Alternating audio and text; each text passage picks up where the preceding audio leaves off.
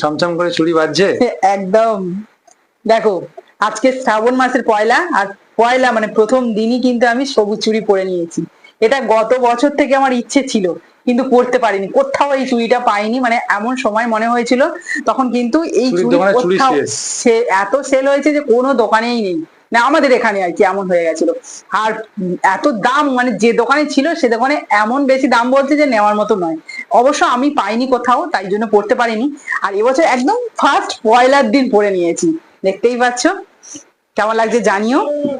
এখন তো একটা রিচুয়াল হয়ে গেছে যে প্রত্যেকটা হিন্দু মেয়েরা এই শ্রাবণ মাসের পয়লা হলে বা শ্রাবণ মাস পড়লেই এই সবুজ চুড়ি পড়ছে। তাই প্রথম দিন আমি পরে নিয়েছি।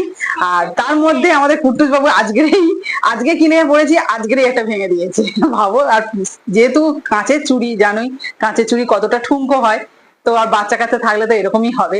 কোনো ব্যাপারই নেই, এবছর কিন্তু প্রচুর পরিমাণে মার্কেটেও পাওয়া যাবে এই সবুজ চুড়ি, পরতেই পারবো। তো তোমরা কারা কারা এই রিচুয়ালটা বা এই নিয়মটা মানছো, বা এরকম সবুজ চুড়ি পরছো বা পরে ফেলেছো অলরেডি, অবশ্যই কিন্তু কমেন্টে জানিও। আর যারা বাকি আছে সবুজ চুড়ি পরতে, ঝটপট পরে নাও।